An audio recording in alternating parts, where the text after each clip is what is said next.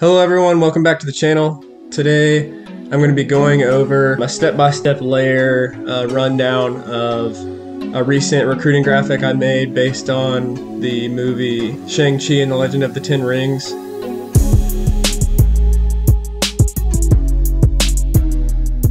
And I haven't even seen the movie, but it looks awesome, and I've seen some other posters made, so I was inspired by all that and came up with an idea to use our past Sunbelt Championship rings in place of the 10 rings and make a cool graphic. So let's get right into it. So to start with, I actually have a black layer underneath. This is the background sky picture I found. So that is without a blur and camera raw filter. I think the camera raw filter didn't do much to it, but yeah, I put a new filter on it and then a Gaussian blur on that to make it look like a background sky. Change the color a little bit, change the lighting a little bit. Some of these are just super minor adjustments. And change the color again. This is the picture of me that I used. So that is without the camera raw and with, and without the Gaussian blur and with. And then that's just a motion blur of my hands coming in. And then right there, I just used a black brush to brush over the helmet where my face and like skin and stuff was peeking through. And then I have an inner shadow that just adds some light, like the light is coming from the top right, which is where it is from the background. And then that's an intentional shadow for something that's coming later. This is just a shadow from like where the light would be, you know, farthest away. Some color and some more color to blend it in with the background. That's a reflection of what is to come in his face mask. There's the foreground look and some blending color between those two. Yeah, I had a little bit of blur on that as well. It's not as far away as like the sky, so it's not quite as blurred, but still a little bit blurred. That's another layer that I used to color it and make it less like blue. And I was trying to keep this as like, you know, black, gold, and white as I could. And it's like a struggle to do that with certain environments and things because they just don't look right, you know, if you stay to only the colors of your team, which is quite a struggle sometimes. But so anyway, after I had that down, I put some color lookups over it to like blend that all together a little bit more.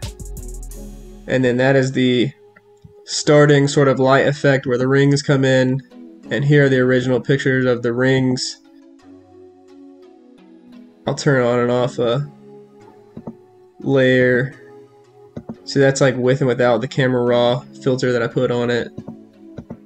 Same for that one. I put a little bit of blur, even though you like honestly can't even tell in between, or like as the rings get further back, they have a little bit more blur.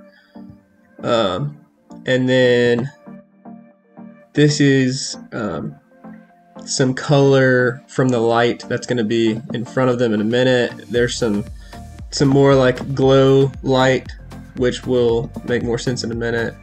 It's just a shadow I dropped right there.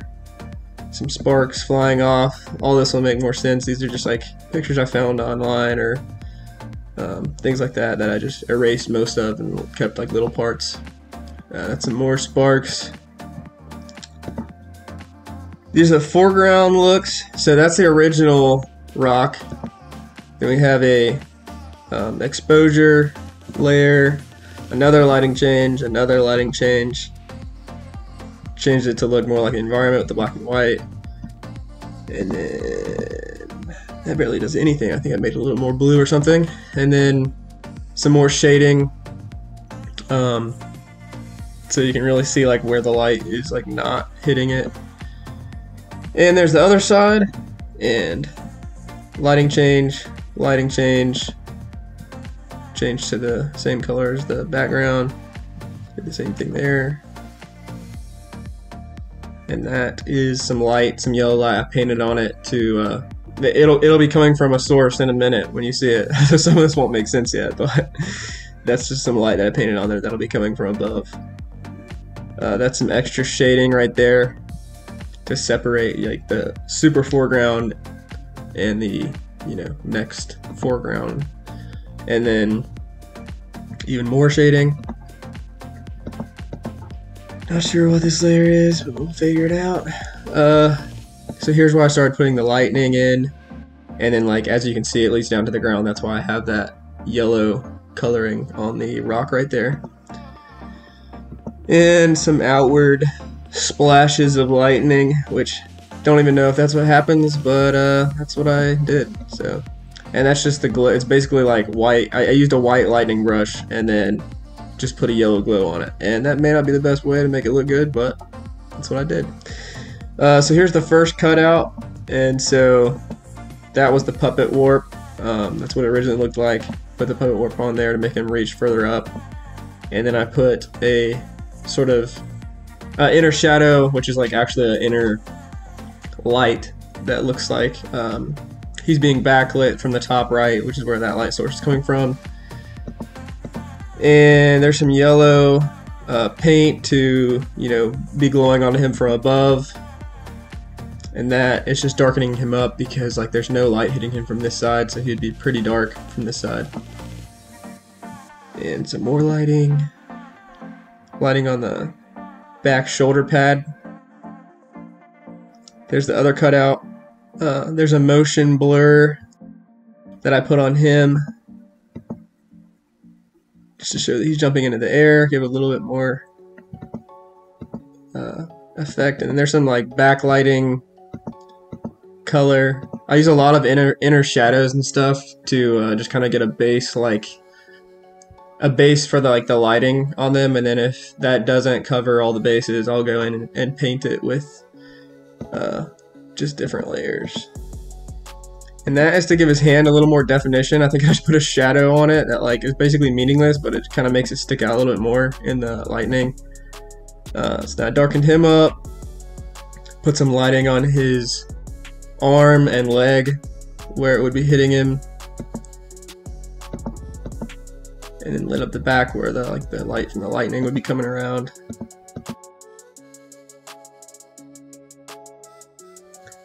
There's another little effect thingy that just made it look like it's like the energy's like bouncing off the ring or something.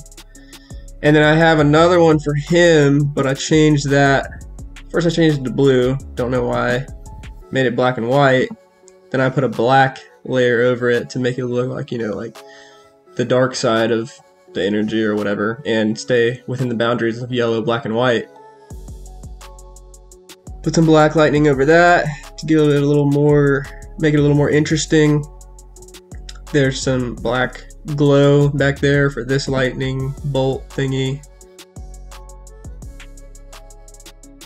Tried to make that all as interesting as I could. And then another black lightning bolt coming out of the back.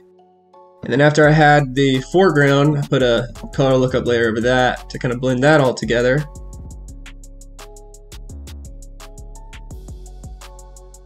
And then here's where I start adding some like lightning energy brush strokes to the background, where you just have like the basic energy source kind of like going through the rings, make it a little more interesting with the lightning.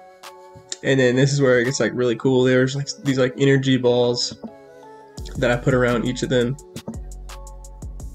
and that's why I painted some yellow lighting on the rings earlier themselves, so this would look like it was actually there. And then painted his glove, make it a little more interesting. I always put a shadow down to the left and a light source up to the right, and like basically all my app graphics, that's like just part of the look I've created. And then I think those are some light beams, you can barely even tell. And then here's just an overlay I put over the right side, make it a little more interesting and like a little pop of color. And like, yeah, I know there's some like green and reddish tints in there, but overall I think it still stays like, you know, within the boundaries. It's close enough to yellow. So that's what Rock Boys originally looked like. Then I put a gradient over it. I wanted to do a rock style texture over it, but then I ended up not using that. I just put a black layer over it. And that's sort of a diamond texture to make it look like the rings, but it's kind of a bad diamond texture. But that's what I went with. So then we turn on the outline and added the bottom text, gave it the same sort of look with the gradient overlay. Gave that all drop shadow to make it stick out a little more. And then I put the flares in to make the title more interesting. And I probably overdid it with the flares, but I like overdoing it, so that's what we went with. This is like a little grouping of like the color we use, or the filter we use on, or I use on all of my app graphics basically, and I tweak it here and there, but most of the time that's the one that I go with. So I added that. Sometimes I actually don't even add that if it's gonna make it look weird, but for this one it worked really well, made all the colors pop a little more. Then added the bottom info, and then so I was basically finished with the look, and that's when I take it and do like the Control Alt E or something like that, which like makes a new layer out of basically everything you see so far. So then I added a white layer and then put it there, and did a image, or I did apply image. When you do apply image, it like darkens everything. I'm not even sure like what it's really doing, but it darkens everything. So then that's what this layer is. And I have like certain parts erased so the bottom can leak through. And then above that, I have a screen layer that you put a Gaussian blur effect and then kind of paint on like a glow in different places. So like that's what it looks like if it was like everywhere, but I only put it on certain places. And then I changed the color one more time to make it a little more yellow, and then I changed the jersey so I could add their numbers, and just put 22. It doesn't have to look perfect because the numbers are going to be changed probably to the recruits' numbers. And then to like make him looking more generic, I made it look like, you know, he's wearing white leggings and white sleeves, and then painted over his mask so it's like, you know, darkened out. So you can't tell who it is or like what they look like or whatever. Then I've seen this done, and I'm just like, I don't know, it makes graphics a little more interesting. I added this little like rainbow flare effect thing, and it just kind of like makes it pop a little more, and especially that middle part next to that app state on the ring, I feel like it like draws your eye to that, and obviously we want people's eye to be drawn to app state. The last things I did were put these flares on the diamonds that are in the 22.